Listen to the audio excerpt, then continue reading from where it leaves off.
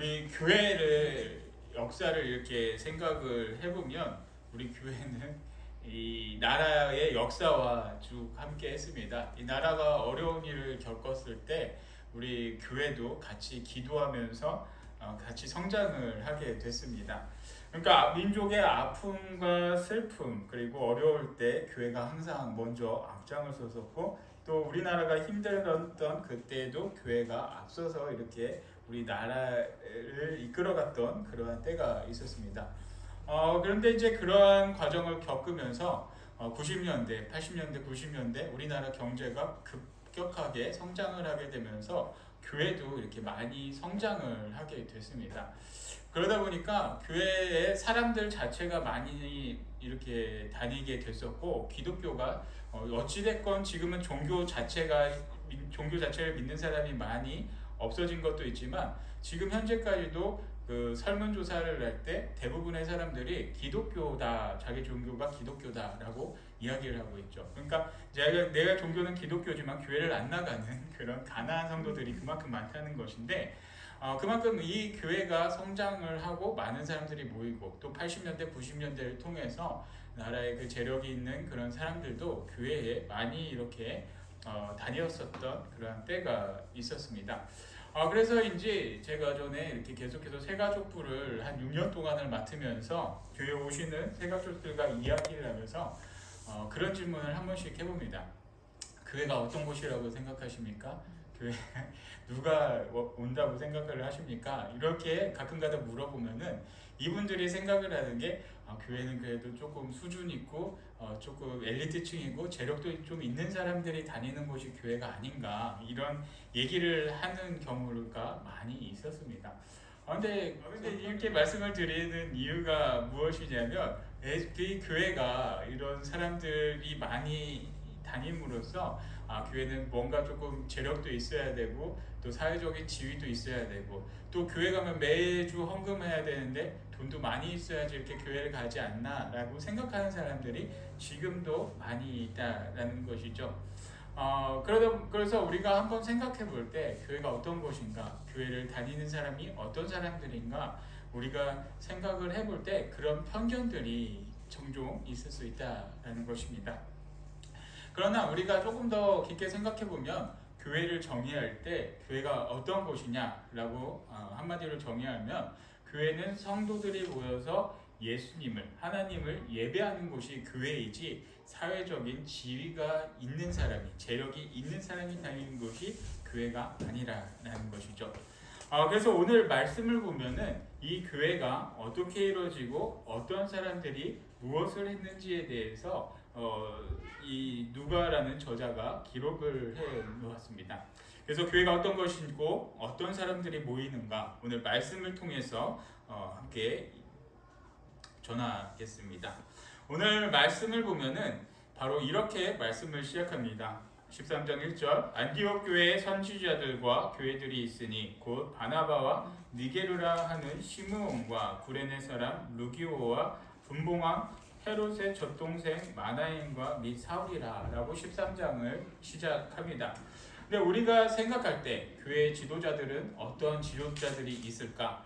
요새 이제 도심에 나가 있는 그 대형 교회나 어느 정도 규모가 있는 교회의 목사님들을 본다라고 하면은 학력이 굉장히 좋은 분들이 많이 있습니다. 뭐 해외 유학파들도 상당히 많이 있고, 우리나라에 있는 명문대학교를 나와서 신학교를 가서 목회를 하시는 그런 분들도 많이 있죠.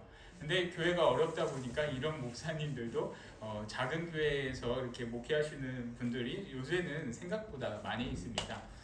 그래서 이런 것들을 생각해 볼 때 교회의 지도자는 약간은 좀 고학력이고 똑똑하고 많은 지식이 있어야 되지 않을까라고 생각을 하는 수도 있지만, 오늘 말씀을 보면은 그것이 완전히 깨지는 것을 볼 수 있습니다. 왜 그러냐면, 안디옥 교회라는 이곳에서 처음으로 이제 이방인들, 그리스인들을 복음을 전도하고 그 사람들이 이 교회를 섬기게 되었습니다.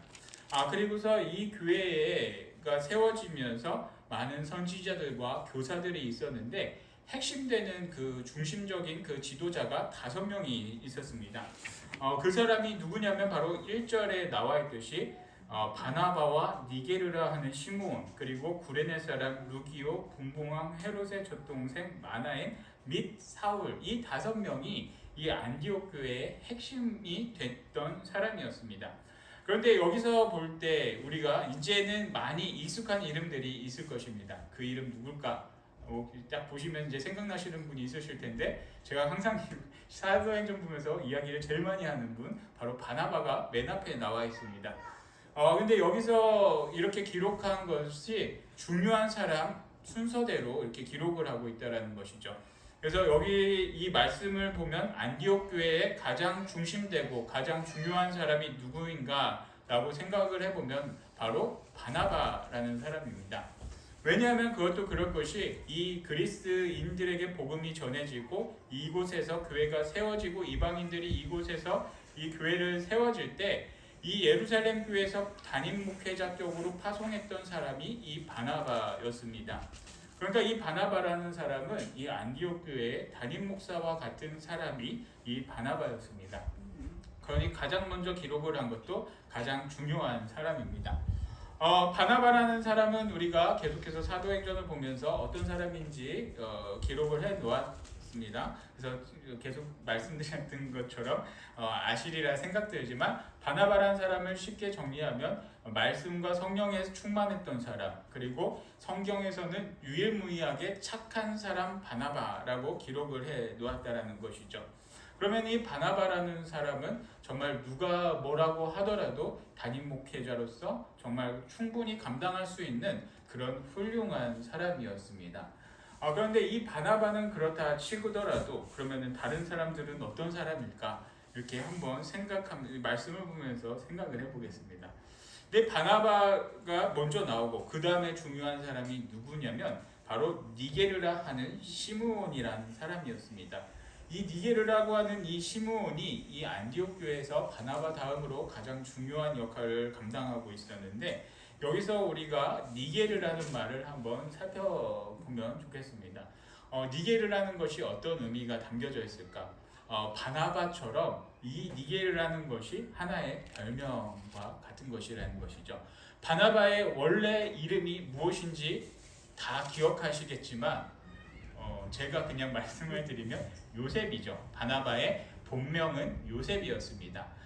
근데 바나바의 본명은 요셉이었는데, 이 요셉이라는 사람이 교회를 다니면서 사람들을 만나면서 위로의 말을 전하고 자신의 재물을 나눠줌으로써 힘들었던 사람들이, 어려웠던 사람들이 힘을 얻기 때문에 그의 이름 요셉 대신에 위로의 아들이라는 바나바로 이 사람이 불려지게 되었다라는 것이죠. 이 바나바라는 별명처럼 이 시므온이라는 사람의 별명이 니게르였다라는 것입니다. 근데 니게르라는 것이 어떤 의미가 담겨져 있냐면, 여러분들 어렸을 때 학교 다니면서 영어 공부를 하거나 안 하거나 조금 알 수 있겠지만, 흑인을 영어로 말하면 니그로라고 합니다. 근데 흑인들한테 니그로라고 하면은 굉장히 많이 맞는다고 흑인들한테 쓰지 말라고는 하는데, 흑인을 영어로 말을 하면 니그로라 그러고 이렇게 말을 하죠. 근데 이 니그로의 단어가 바로 이 니게르라는 것입니다. 그래서 이 시므온이라는 사람은 흑인이었다라는 것을 알 수가 있죠. 얼굴이 까만 사람, 그리고 피부가 검은 사람, 흑인이 바로 이 시므온이라는 것을 알 수 있습니다. 그래서 이 시므온은 흑인이라는 사실을 우리가 알 수 있는데, 당시 우리가 이 시대나 이렇게 생각을 해본다라면, 이 유대인들이 살고 있던 이 지역에서, 그리고 로마인들은 라틴 족속의 이 사람들이 살고 있었던, 그리고 그리스 제3인종이니 제2인종이니 했던 이 그리스인들도 흑인은 없었다라는 것이죠. 그런데 이곳에서 흑인이 있었다라는 것은 어떤 생각이 듭니까? 정말 사회적으로 그렇게 높은 지위에 있지 않았던 사람이 이 시므온이라는 것을 생각해 볼 수 있다라는 것이죠.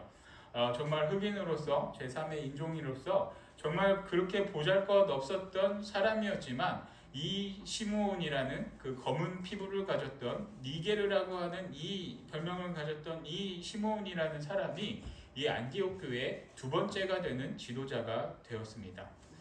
그리고 또 세 번째 지도자가 누구였을까? 이 사람에 대해서는 자세하게는 설명이 나오지는 않지만 구레네 사람 루기오라고 이렇게 말을 하고 있죠. 그런데 구레네라는 것이 어디인지 오늘날도 제가 이렇게 쭉 찾아보니까 정확하게는 나와 있지 않습니다. 어디 쪽인지 정확하게 이렇게 나와 있지는 않지만 대략 북아프리카 쪽이다라고 이렇게 말씀을 하고 있습니다. 하여튼간에 북아프리카 쪽에 있다라고 하면은 이 지역도 포에니 전쟁을 통해서 로마가 점령을 했었던 그 지역 중에 하나인데 이 루기오라는 사람도 어쩌면 제3의 인종일 수밖에 없다라고 생각은 해볼 수 있습니다. 그러나 이 구레네 사람 시몬에 대해서는 루기오에 대해서는 자세하게는 나오지 않지만 그래도 이 사람이 이방인으로서 이 그리스도인으로 회심을 했었던 사람이라는 것은 구레네 사람 루기오라는 그 이름을 통해서 알 수 있다는 것이죠. 그리고 이제 다음 사람이 정말 뜻밖의 사람이 네 번째 이 교회의 지도자가 되었습니다. 그 사람은 누구냐면 바로 이 신약 성경을 계속해서 보면은 나와 있는 분봉왕 헤롯, 그 헤롯 왕의 젖동생 마나엔이라는 사람이 이 교회의 네 번째 지도자가 되었습니다. 근데 우리가 이 성경 말씀을 보면서 헤롯이라는 사람은 어떤 생각이 듭니까? 긍정적인 생각은 안 들지 않습니까? 헤롯 왕 하면은 바로 예수님이 태어나시기 전에 예수님이 태어난 후에 많은 그 어린 아이들을 학살했었던 왕이 바로 이 헤롯 왕으로서 기록이 되어 있고, 또 앞에 11장을 보면은 이 헤롯 왕 때 12장에서 야고보를 처형을 하고 또 그 베드로를 잡아서 처형을 하려고 했었던 사람이 바로 이 헤롯이라는 인물인데, 물론 이 헤롯이 그 헤롯은 아니지만 그래도 다 혈연 관계가 있는 그 헤롯 왕입니다. 이 헤롯 왕은 헤롯 안티파스라는 그런 왕인데, 이때 당시 로마 황제 글라우디오 황제나 그런 황제들과 굉장히 가깝게 지냈었던 헤롯 안티바라는 그 왕이 바로 이 헤롯 왕이었습니다. 근데 이제 이건 주석에 따라서 조금씩 이 해석하는 것들이 다른데, 이 헤롯 젖동생 마나엔이라는 사람, 근데 젖동생이라고 하면은 이제 다른 주석에 보면은 이렇게 표현을 해놨더라고요. 나이 차이가 많이 나는, 한 부모로부터 나이 차이가 많이 나는 그런 동생이라고 이렇게 기록을 해놓은 것도 있지만, 제가 본 다른 주석과 저희 이제 새번역 성경에서는 바로 이렇게 이 부분에 대해서 기록을 해놓고 있습니다. 한 궁에서 같이 자란, 한 유모로부터 같이 자란 그 사람이라고 표현을 해놓고 있습니다. 어찌됐건 이 해석, 같은 형제가 됐건 형제가 되지 않았건 어쨌건 사실만을 본다라고 하면 이 마나엔이라는 사람은 헤롯 왕과 한 궁에서 살았던 사람이라는 것은 틀림없는 사실이라는 것이죠. 근데 우리가 한번 생각해 볼 때 이 왕궁에서 살았던, 어찌됐든 왕과 관계된 이 사람이 이 왕궁과 반대되는, 적대되는 교회의 지도자가 됐다는 게 어떻게 쉽게 이해가 될까요? 쉽게 이해가 되는 부분은 아니라는 것이죠. 왜냐하면 어쩌면 그 왕궁에서 계속 살았으면 편하게 살 수도 있었을 텐데 굳이 핍박받고 탄압받는 이 위치에 왜 있었을까? 많은 그런 궁금증을 자아내게 됩니다. 그런데 이 젖동생 마나엔이라는 사람에 대해서는 다른 자료는 찾아볼 수가 없습니다. 그래서 그냥 제 나름대로 상상의 나래를 펼쳐본다라면 아무래도 좀 이 왕과 좀 사이가 틀어져서 좀 도망 나와서 그때 회심을 하고 이 교회에 들어오지 않았을까라고 생각은 해보는데, 이 마나엔이라는 사람에 대해서는 더 이상 자세한 거는 기록이 나와 있지 않습니다. 어찌됐건 간에 이 사람은 그래도 왕궁에서 어린 시절을 자랐고 또 왕궁에서 자라다 보니까 꽤 여유있게 넉넉하게 살았던 사람이 마나엔이다라는 것을 우리가 추측을 해볼 수 있다는 것이죠. 그리고 또 하나 이제 재밌는 게 나옵니다. 이제 사도 바울, 이제 사도행전 하면 사도 바울에 대해서 기록을 해놨다라고 하는데 13장 1절에서 보면은 사울에 대해서 어떻게 기록을 해놨냐면 이 네 사람을 얘기해놓고 더 이상 설명이 없죠. 및 사울이라 라고 말씀을 하고 있습니다. 5명의 지도자 중에서 몇 번째입니까? 이 사울이 5번째 꼴찌라는 것이죠. 그만큼 이 사울의 지위에 대해서는 아무도 인정하지도 않았고, 얼마 전까지만 해도 기독교인들을 박해했던 사람이 회심을 했다라고 하니까 이 사람은 아직도 첩자일 수도 있어, 아직도 감첩일 수 있어 라는 그런 생각이 교인들의 머릿속에는 있었다라는 것이죠. 그러다 보니까 이 사울이라는 사람에 대해서는 자세한 설명도 하지도 않고 밋 사울이라는 말이 무엇입니까? 기타 등등이라는 얘기죠. 제가 엊그저께 그 노회에 이렇게 모임이 있어서 가게 되었습니다. 가게 되었는데 이제 오전에 예배 드리고 뭐 세미나 하고 오후부터 미니 올림픽이니 뭐 이런 거를 진행을 한다라고 이렇게 했는데 이제 예를 들어서 제가 노회 목사님들을 잘 몰라요. 제가 갔던 예전에 신탄제일교회에서 교육전도사라고 있었을 때 그분들이 엄청 많이 와가지고 그분들 빼고는 아는 분들이 많이 없었는데, 하여튼간 이제 거기서 이제 참가 선수들을 이름을 올리는데, 예를 들어 제가 이제 노예분들 목사님들의 성함을 잘 모르니까 제 이름으로 대처한다라고 하면은 한 5명, 6명 나가 참가하는 종목이 있는데 박상희 외에 4명 이런 식으로 이렇게 올리는 경우도 있었다라는 것이죠. 그러니까 제일 중요한 사람 앞에만 대표로 이름을 올리고 외 4명, 외 3명 이렇게 올렸던 것처럼 이 사울의 위치가 그때만 하더라도 밋 사울이라, 마지막 사울 5번째가 사울인데 그만큼 인지도도 없고 형편없었던 사람으로 생각했었던 사람이 바로 이 사울이었다라는 것이죠. 근데 이 안디옥 교회의 이 5명의 지도자를 보면서 어떤 생각이 듭니까?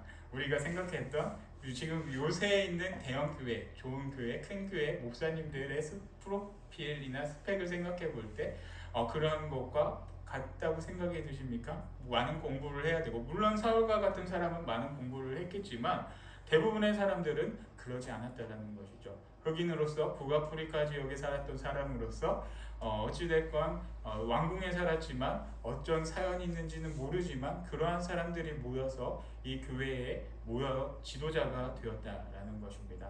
이 교회의 지도자가 된 이유가 무엇이라 생각이 듭니까? 공부를 잘해서도 아니고 또 외모가 뛰어나서도 아니고. 여러분들 혹시 사도 바울이라는 사람의 초상화를 본 적이 있으십니까? 없으시죠? 저는 이제 신학 공부하면서 그 사람의 그림을 이렇게 본 적이 있는데, 제가 이 사도 바울의 그 초상화를 또 한 번 본 게 예전에 터키 여행을 가서 이 사람의 얼굴이 그려져 있는 수건 같은 것을 한번 본 적이 있었습니다. 왜 터키에 이 사람이 있을까? 바로 이 터키라는 소아시아 일대를 복음을 전했던 사람이 사도 바울이었기 때문에 관광상품처럼 이 사도 바울의 초상화를 거기다 새겨 넣었다는 것이죠.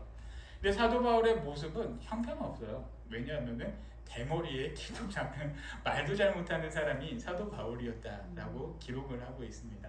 그런데 이러한 사람들, 그러니까 외모도 뛰어나지 않았고 또 한때는 박해했었고 엘리트라고, 사회적으로 엘리트라는 사람이었기는 하지만 교회에서는 그 어떤 학력도 스펙도 인정할 수 없었던 이 사람 사울, 그리고 다른 사람을 보더라도 뭐 크게 뛰어났던 사람은 아무도 없다라는 것이죠. 그런데 이 사람들의 공통점이 무엇이 있겠습니까? 바로 그 공통점은, 이들이 교회의 지도자로 세워질 수 있었던 그 공통점은 바로 2절에 보면은 나와 있습니다. 2절에 무엇이라고 나와 있냐면, 주를 섬겨 금식할 때에 성령이 이르시되 내가 불러 시키는 일을 위하여 바나바와 사울을 따로 세우라 하시니 라고 말씀을 기록하고 있습니다. 이 말씀의 뜻이 어떤 의미가 담겨져 있냐면, 이 5명의 지도자, 그리고 이 안디옥 교회에서 가장 많이 했던 것이 하나님을 섬겼다라는 것이죠. 섬겼다라는 것은 영어로 말하면 서비스라고 이렇게 표현을 하고 있는데, 서비스는 섬김, 봉사라는 의미도 담겨져 있지만 교회에서 오면은 바로 예배한다라는 의미가 담겨져 있습니다. 그래서 제가 세번역 성경을 이렇게 종종 얘기하는 이유가 뭐냐면, 원문에 가깝게 번역을 했기 때문에 바로 이 세번역 성경을 말씀을 보면은 바로 이렇게 기록을 하고 있죠. 주를 예배할 때, 그 주님을 예배하면서 금식을 했다라고 기록을 하고 있습니다. 그러니까 이 5명이 중심이 돼서 가장 열심히 했었던 것은 바로 자신들이 금식을 하고 하나님을 예배하는데 그들이 모든 것을 최선을 다했다라는 것입니다. 그러면 여기서 우리가 또 한 가지 생각해 볼 것이 무엇이냐면 바로 금식이라는 것이죠. 금식. 여러분들은 금식을 해보신 적 있으십니까? 뭐 기하 체험 같은 거는 해보실 수 있으셨을 수도 있겠지만 금식이라는 것이 생각보다 너무나 쉽지 않죠. 금식 해보셨나요, 다? 해보셨어요? 네, 실패하셨어요? 하여튼간 저도 예전에는 조금 한두 끼 굶어도 괜찮다 싶은데 나이가 들수록 한 끼만 굶어도 막 이게 못 참겠더라고요. 그래서 뭐라도 조금씩은 먹어야 되는데 뭐 당 떨어진다고 하나요? 하여튼간 그게 쉽지가 않습니다. 근데 예전에 이 금식에 대해서 한 교수님, 신학교 교수님께서 그런 말씀을 하셨어요. 어떤 사람들은 나는 40일 금식을 몇 번씩 했다라고 이렇게 얘기하시는 분도 있고, 뭐 금식을 며칠 동안 몇 번 했다 이렇게 내세우시는 분이 있는데, 그 교수님께서 하셨던 얘기가 무엇이냐면 예수님도 40일 금식은 한 번 하셨다. 그런데 네가 뭔데 두 번씩 하셨냐? 그 얘기를 한 번 하셨던 기억이 납니다. 근데 우리가 기억해야 될 건 예수님도 한 번밖에 안 하셨어요. 40일 금식은. 그러니까 금식을 많이 한다고 좋은 것이 아니죠. 금식의 의미를 깨닫고 그 의미를 찾아서 하는 것이 중요한데, 우리가 금식을 하면은 어떤 생각이 드냐면 힘들죠. 굉장히 힘들어요. 밥을 안 먹으면서. 근데 안 먹고 내 몸이 힘들다는 것은 또 어떤 의미가 있냐면 내 혈기로 할 수 없다라는 거죠. 나의 혈기를 죽이고 나의 기를 죽이고 내 자신을 죽이는 행위가 바로 이 금식에 담겨져 있습니다. 그러면 우리가 또 한 가지 생각해 볼 것이 무엇이냐면 밥만 굶고 나만 죽이면 될까요? 금식기도 잘못하면 정말로 가시는 분들이 많이 있습니다. 이거는 농담이 아니라 진짜로 이렇게 금식 잘못해서 이렇게 가시는 분들이 꽤 있어요. 꽤 있는데 정말 금식을 한다는 것은 나를 죽이고 내가 기도를 함으로써 나의 뜻이 아닌 하나님의 뜻을 내가 깨닫기 위해서 이 금식을 한다는 것이죠. 근데 이 2절 말씀을 통해서 이 5명의 지도자와 그리고 이 교회에서 주로 했던 것은 바로 하나님을 예배하면서 금식을 하면서 했다라는 것인데, 나를 죽이고 나를 내려놓고 하나님의 뜻을 알기 위해서 계속해서 기도하고 하나님을 예배를 했던 그 행위를 가장 중심되게 했다라는 것입니다. 그리고 나를 죽이고 하나님의 뜻을 위해서 이렇게 계속해서 기도하며 하나님을 예배할 때 바로 그때 바로 성령님 하나님께서 이들에게 메시지를 주십니다. 그 메시지가 무엇이냐? 바로 이 2절 후반부에 나와 있습니다. 성령이 이르시되 내가 불러 시키는 일을 위하여 바나바와 사울을 따로 세우라 하시니 라고 말씀을 하고 있습니다. 이 말씀이 무엇이냐? 바로 이제 니네들이 이 교회 5명이 이렇게 기도하고 교회를 위해서 기도를 하는데 바나바와 사울은 따로 떼서 분리해놔라. 내가 이 두 사람은 내가 따로 사용을 할 테니까 니네 교회는 교회대로 가고 이 둘은 따로 분류를 해놔라 라는 것을 하나님께서 말씀해 주시죠. 이제 드디어 이 사도행전에서 가장 핵심이 되는 사도 바울의 선교 여정이 이렇게 시작이 됩니다. 이 5명이 모여서 기도할 때 바로 하나님께서 메시지를 주셔서 이 둘을 따로 세워놔라. 이들을 위해서 해외 전 세계에 내가 복음을 전하기 위해 사용할 것이다 라는 것을 하나님께서 말씀해 주셨다라는 것이죠. 그러니까 이 5명의 공통적인 특징이 무엇이냐? 바로 하나님을 섬기고 하나님을 예배했던 사람들이었고, 바로 자신의 뜻을 구했던 것이 아니라 하나님의 뜻을 위해서 내가 금식하며 기도했던 이 5명이었다라는 것입니다. 이들의 특징은 이것입니다. 바로 사회적으로 성공했던 사람, 그리고 공부를 많이 했던 사람, 그런 사람을 교회의 지도자로 세운 것이 아니라 하나님을 예배하며 자신을 낮추며 하나님 앞에 기도하며 하나님 뜻을 구했던 사람들이 바로 이 교회의 지도자로, 또 이 나라 이 땅의 지도자로 세워질 수 있었다는 것이죠. 그리고 그의 또 핵심적인 게 무엇입니까? 바로 2절에 나와 있듯이 내가 이제 바나바와 사울 2명을 분리해 놔라 라는 것을 하나님께서 메시지를 주셨다는 것이죠. 여기서도 우리가 한 가지 생각해 보면 재밌는 것이 있습니다. 바나바와 사울을 따로 떼서 분리해라. 내가 이들을 따로 세울 것이다. 라고 이렇게 하나님께서 말씀을 해주셨다라고 하면 어떤 생각이 들겠습니까? 우리가 교회를 한번 생각해 보더라도 참 많이 난감할 수도 있다라는 것이죠. 우리 교회를 지금 당장 생각하면 제가 여기 온 지 뭐 4달밖에 안 됐기 때문에 뭐 제가 있건 없건 뭐 여러분들이 느낄 때 크게 불편함은 없을 수도 있다라고 생각이 들지만, 이 안디옥 교회 입장에서 생각을 해본다라면 이 안디옥 교회 담임 목회자 같은 사람이 누구였습니까? 아까 제가 말씀드렸듯이 바나바였다라는 것이죠. 바나바가 이 안디옥 교회가 처음 생기고 할 때 예루살렘 교회에서 이 바나바라는 담임 목회자를 파송해서 이 안디옥 교회를 견고하게 세웠다라는 것이죠. 그리고 이렇게 이 바나바가 있을 때 이 안디옥 교회가 견고하게 세워지고, 또 그리스도인이라 칭함을 받은 것도 이 바나바가 이 교회에서 견고하게 다져나갔을 때 처음으로 그리스도인이라고 불리게 되었다라는 것이죠. 그런데 이제 그렇게 이 교회의 모든 것을 세워놓고 다져놓았던 바나바를 하나님께서는 뜬금없이 쟤는 따로 빼놔라는 것입니다.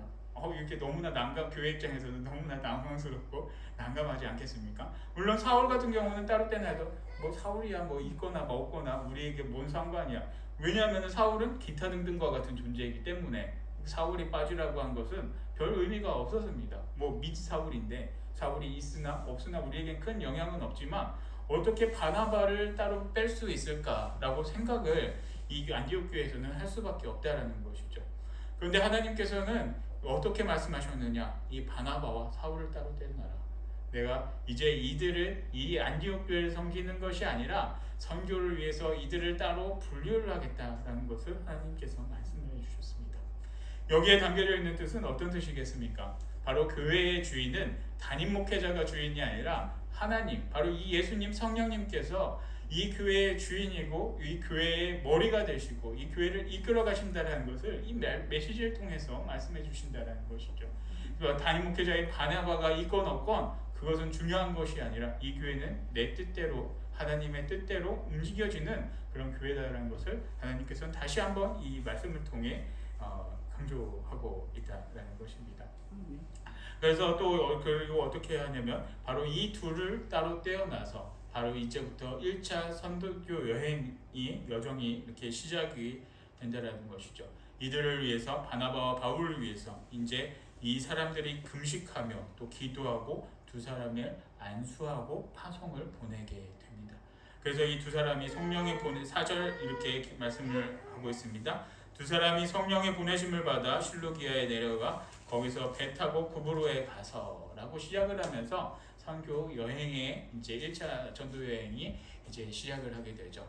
그래서 하나님의 말씀에 순종해서 지도자격인 바나바와 사울이 하나님의 말씀에 순종해서 기도하며 자신의 뜻을 내려놓았을 때 어떤 일이 생기게 됩니까? 안디옥 교회도 물론 더 번창하게 되고 이들을 통해서 전 세계 곳곳에 교회가 세워지는 놀라운 역사가 일어나게 됩니다. 우리가 복음을 전하고 예수 그리스도를 믿을 수 있게 된 것도 바로 이러한 사건이 있었기 때문에 우리가 하나님을, 예수님을 구주로 믿을 수 있는 그런 역사가 있게 된다라는 것입니다. 사랑하는 성도 여러분, 오늘 이 시간 저희가 여러분들께 말씀드리고 싶은 것은 바로 우리가 그리스도인으로서, 이 교회의 지도자로서, 또 하나님께 부름받은, 하나님의 선택을 받은 그 사람으로서 이런 모습이 여러분들에게도 있기를 축복합니다. 바로 여러분들의 삶 속에서 하나님을 예배하는 그런 모습이 첫 번째로 있기를 축복합니다. 그리고 그 다음은 내 뜻이 아니라 정말 나를 죽여가며 내가 욕심을 부리는 것이 아니라 정말 하나님의 뜻을 구하기 위해 나를 내려놓고 기도하는 모습이 우리에게도 있어야 한다는 것이죠. 그때 하나님께서는 여러분들을 택하여 주시고 여러분들을 사용하여 주십니다. 그리고 제가 또 한 가지 더 말씀드리고 싶은 것은 하나님을 예배한다는 것이 무엇입니까? 삶 속에서도 예배한다라고 할 수 있는데 예배에서 가장 중요한 것은 우리가 매일매일 예배드리고 기도하는 것도 중요하지만 더 중요한 것은 바로 주의를 지키는 것입니다.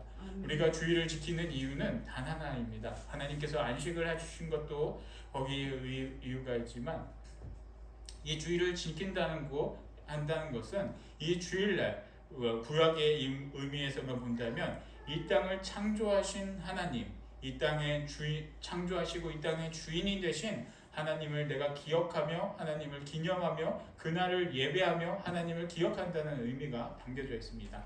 물론 예수님께서 십자가에 못 박혀 부활하신 이후에는 그런 의미보다는 이제 금요일날 십자가에 못 박혀 돌아가시고 부활하신, 그리고 부활로 인해서 우리가 죄로부터 구원함을 얻고 하나님의 자녀가 되는 그런 기쁜 날이 바로 이 주일이라는 것이죠.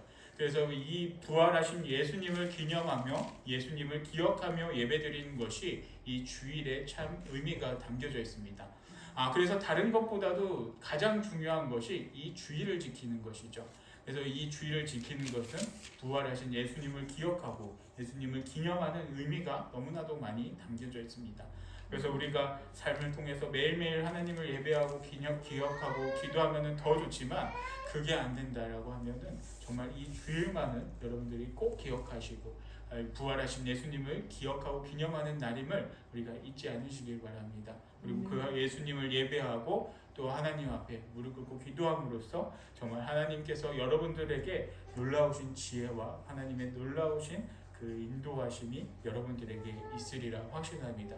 그래서 그 하나님의 인도하심을 따라 그리고 그 순종하며 살아가시는 귀한 모든 주님의 자녀들이 되기를 축복하고, 그리고 더 나아가 이 나라에 이 땅에 조금 젊으신 분들이면 앞으로 나아가 세계의 지도자가 되기를 이렇게 축복할 수 있게 하고 싶은데, 그래도 여러분들의 가정과 삶의 모든 장소에서 여러분들이 정말 하나님의 선한 영향력을 미칠 수 있는 그런 참된 일꾼으로서, 참된 자녀로서, 참된 그런 지도자로서, 그리스도인으로서의 삶을 살아가기를 축복합니다.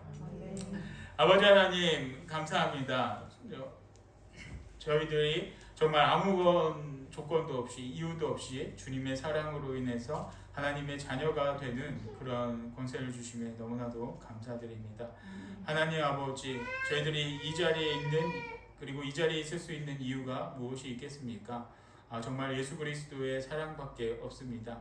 저희들이 삶을 살아가면서 예수님의 은혜를 기억하며 살아갈 수 있도록 늘 함께해 주시고, 저희들의 뜻이 아닌 아버지 하나님의 뜻에 순종하며 살아갈 수 있는 참된 그리스도인이 될 수 있도록 아버지 하나님 역사하여 주시옵소서.